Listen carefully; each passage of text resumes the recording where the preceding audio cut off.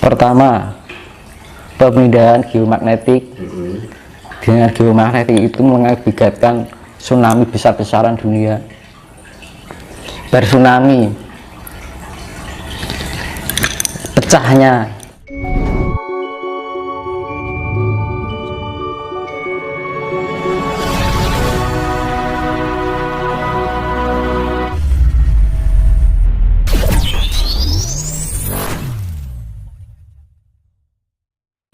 karena ini menyangkut dunia, Mas. Hasto Broto, Hasto Himola, Kartika, Condro, Suryo, ya kan? Maruto, Dahono, Bumi, Tirto, Bayu, Angkoso, itu dunia ini kan bumi ini ada kehidupan nak mergo ono Hasto Broto itu. Hasto lak wolu, Broto iki laku. Jadi pergerakan aktivitas dari 8 unsur alam itu akhirnya ning bumi iki enek kehidupan ini mergo kuwi kan. Karena saling melengkapi itu mau. Nah, bisa jadi besok negaranya itu dicantumkan dari 8 hasta itu tadi.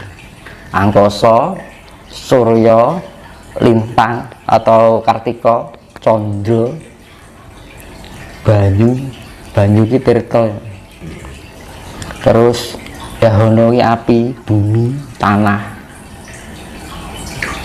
angin ini Maruto.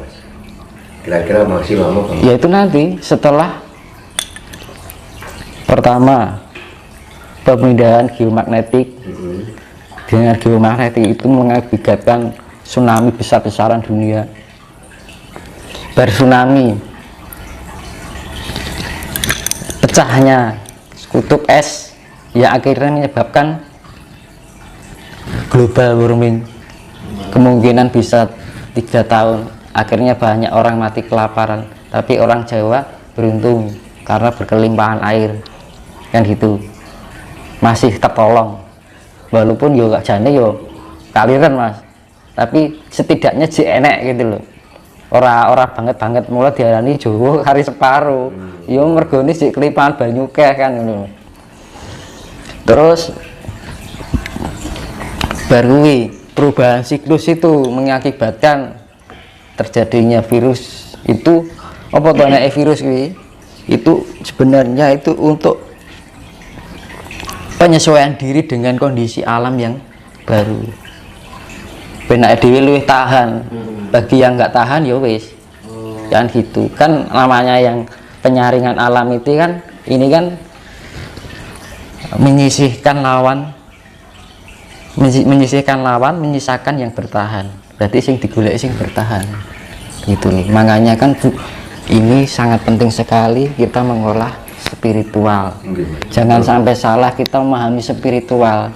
Spiritual itu bukan sesuatu yang harus dikaitkan dengan goib, langit dan sebagainya. Tapi spiritual itu membangunkan potensi dalam diri kita, yaitu jiwa dan roh kita itu untuk menyawiji dengan sukmo. Akhirnya ketemu yang namanya jati diri. Nah itu loh Mas. Itu arti untuk mana jati diri kan otomatis nyawiji karo alam. Dan gitu. Nah ini berkaitan dengan penciptaan. Awal mula bumi diciptakan hingga kehidupan di bumi ini dilebur, itu sifatnya api kan sifatnya menciptakan dan memusnahkan atau melebur dan gitu. Makanya api itu kan kalau diibaratkan Dewa Brahma. Saya jelaskan Dewa dulu ya. Dewa itu apa toh? Kan pada bingung Dewa itu enak ora toh kan pada bingung toh. Sampai saat ini Kan jadi mitos kan itu ya. Mitos dan kenapa dinamakan mitos? Karena sesuatu yang belum ditemukan secara rasional kan. Nah, Dewa itu adalah manifestasi dari sifat alam.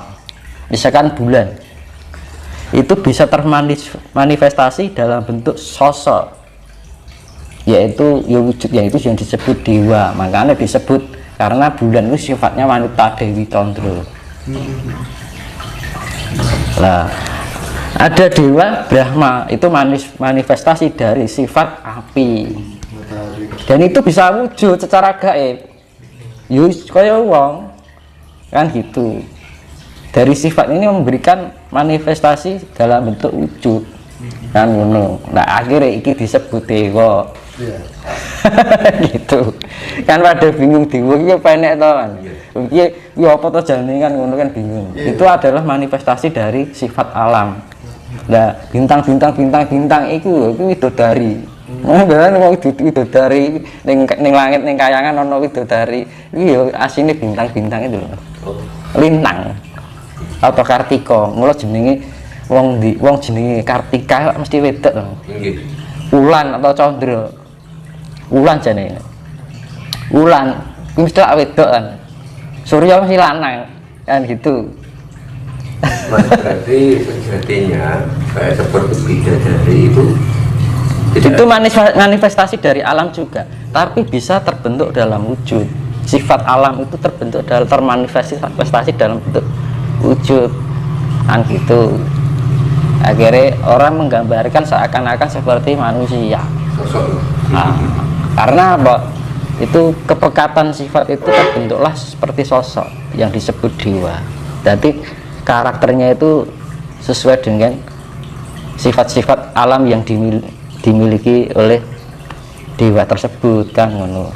Ya, dewa Brahma itu kan dewa api. Nah, maunya bumi kira mau koyo lahar tok buni tok kan itu permukaannya. Nah, akhirnya datanglah embun. Embun ini mudun. Embun ini gambarannya Wisnu. Nah, yang langit lah kebak embun teman. Iya. Wisnu ini kenapa di lambangan biru? Kenapa kira-kira? Ini kan langit, gambarannya langit. Iya toh. Iya. Langit itu kan iso dadi kitab buri kan mergo enek kumpulan dari embun-embun ini. Lah, api yang bulat-bulat itu dengan turunnya embun, dhisik kan adem loh. Akhirnya jadi lemah. Terus akhirnya terkumpul terus nanti berjuta-juta tahun. Soalnya 1 tahun zaman dahulu itu sama juga 1000 tahunnya sekarang kan ngono loh. Kumpul jadi banyu jadi segoro kan ngono. Akhirnya tukul hewan, tukul tanduran. Pertama kayak jamur-jamur gitu. Akhirnya nanti tukul ada bawa menungso kan gitu. Nah, perjalanannya seperti itu. Jadi kan pada bingung. Dan suatu ketika di akhir zaman nanti itu yang meleburkan adalah api juga. Kan sifatnya Siwa yang meleburkan. Kan di dewa Siwa itu kan dewa pelebur. Mula di pewayangan itu diceritakan senjatane Batara Guru ya Siwa itu kan. Senjatane guntur angin, guntur geni. Badai, guntur lah badai kan. Guntur angin, guntur geni.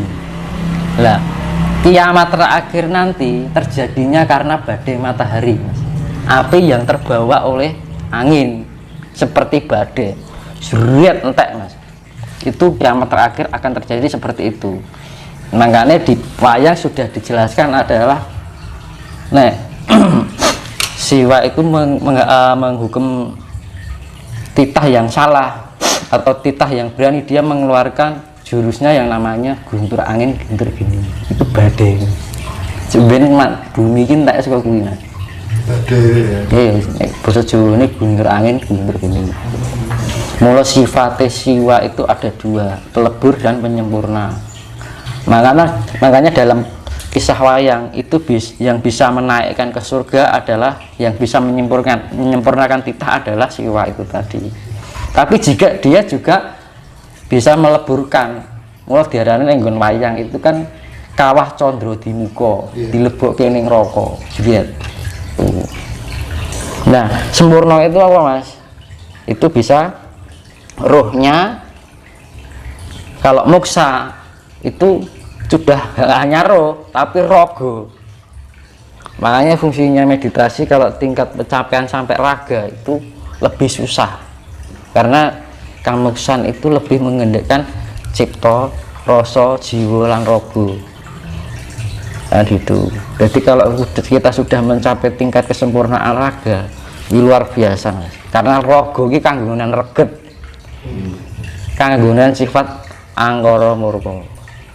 Nah, itu makanya di dalam gunungan wayang itu mesti kaya ana gapura buta ana loro. Iki simbol angkara lan murka. Angkara itu kan artinya dibilang angkara itu apa? Ego yang berlebihan. Over ya. Nah, itu akhirnya timbullah angkara. Sifat keakuan, merasa benar, merasa pintar. Pokoknya egois lah kan gitu. Paling. Nah, paling gitu. Nah, makanya dihindari sifat-sifat seperti itu. Terus buta siji nih, murka. Murka itu apa tuh jane? Nafsu yang berlebihan. Akhirnya timbullah kemurkaan. Rumangsa duweni serakah, seneng ngrusui wong liya. Nah, itu murka. Kan gitu. Apakah ini nafsu itu memang apa ya? Apakah nafsu itu selalu buruk atau gimana kalau menurut Mas Tinus itu? Nah, ini saya jelaskan. Kalau kita bicara soal nafsu loh ya. Itu berkaitannya dengan sedulur papat kalima pancer kan. Jadi di dalam wayang itu diceritakan Puntadewa itu pancere. Kalau di gunungan itu merpati putih. Iya kan. Nah, ini gunungan kan ada 5 hewan, ular, macan, monyet, sama banteng. Itu 4 sifat buruk yang ada dalam raga kita. Lah sifatnya saka gawan saka darah iki lho Mas. Banyu abang iki lho, kuwi nggawa sifat 4 karakter dunia, keduniawian kan ngono lho. Sifat atau nafsu? Sifat. Itu nafsu. Ya sifat gambaran sifat alamiah yang ada dalam raga. Makanya anake raga iki kudu disempurnake, sing nyempurnake apa sukma. Murah pengen iso dadi nemoni sukma kudu golek guru sejati apa jati dirine dhewe. Nek ora iso ketemu jati dirine dhewe, kita nggak akan bisa menemukan namanya sejatinya hidup. Itu dari penjabaran dari nafsu tadi ya. Nah, nafsu makanya kan dibilang pancer ini tengah loh. Orang yang pinggir, orang yang ngarep, orang yang dhuwur, orang yang isor, orang yang dhuwur, kan yang tengah. Berarti sifatnya penyeimbang. Kabeh nek kekakean ora apik, nek kekurangan ya ora apik. Ya. Ego, kita kalau kelebihan dadine angkara, egois. Eneke wah ora apik lah ngene. Nek kekurangan ego, eneke wonge lemah, eneke tidak. Jadi diambil sisi tengahnya adalah kebijaksanaan. Berarti intinya nafsu itu juga penting, tapi dengan Nah, yang berimbang. kalau nafsu kelebihan akhirnya jadi angkara murka. Apa murka ya? Murka lah, kemurkaan. Punya keinginan nggak terus manusia kan nek mung kurang terus golek anuan gitu.